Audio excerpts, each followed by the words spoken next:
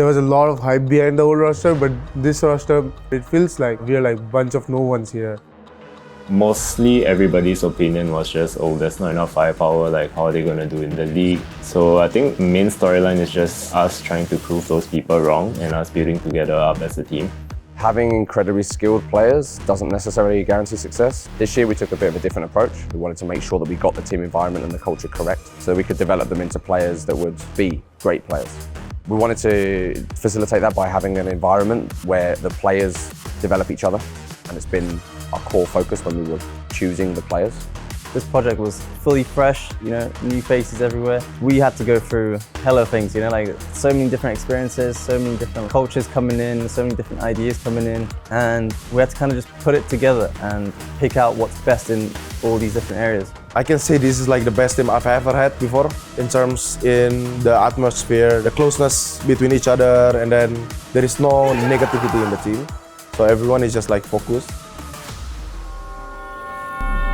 Going back, this was my goal for the year, that it was a sad part for me that I couldn't be in the playing five and I couldn't have the play time. So I set myself as a goal that by the end of the year, I want to be in the playing five and I want to be playing. So we had 6 weeks just now before convergence, and then we'll have another 6 weeks or so before we start the league.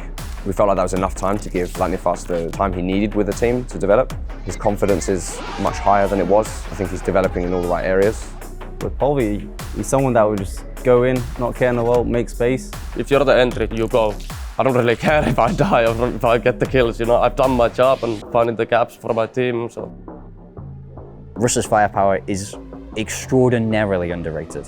When he was in Guild, he was playing just the hard flex role. He was doing all the hard jobs.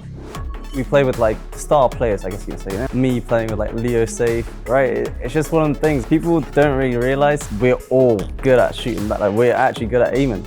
But the thing is, when you play with stars, you don't shine as much, Pras helped me a lot. His calls are insane. It just makes us feel more comfortable the way he calls. He always has his mindset on something and he knows like how to get us there. The people are like, oh my God, Benkai, really? He's coming to G? Like, it was the perfect fit, right? He's got fresh ideas, he's a Masters and Champions player, and he's got the experience of, the highest level. So it was kind of a no-brainer for me that G would go for somebody like him because he was on the market and nobody was looking at him. So one thing he said when he came here is kind of a big part of the reason why he's not main IGLing is, I like being creative, I like coming up with rounds, I like being able to help in the call-in, but I have a lot more left to give individually. I'm just looking to build myself more as a player, I think, because not a lot of people know me as like this fragging powerhouse or something. But I know that I'm capable of that and I'm trying to push myself to accomplish that as much as I can. Blaze King, we picked him up, he had an insane performance in Ascension. We felt like individually he was at a very high level. I'm surprised nobody's talking about his firepower. He had amazing individuals for his role. On Haven, there was this one round where Blaze King got an ace and the other team was an eco. And yes, sure, it's not an ideal situation to be in, but you saw the fortitude that the players carried. You saw the sort of faith they're willing to put in on their teammates. You did not see that last year. G, after announcing the roster itself, we have a lot of haters, of course. I don't really want to say anything about the haters, but the fans is just crazy. They don't actually support who wins, they actually just support the teams, Them chanting your name, chanting G, like it's like you can feel the vibrations when you're on stage, right? And that makes you just feel like, wow, the fan buff. It actually is, it's real.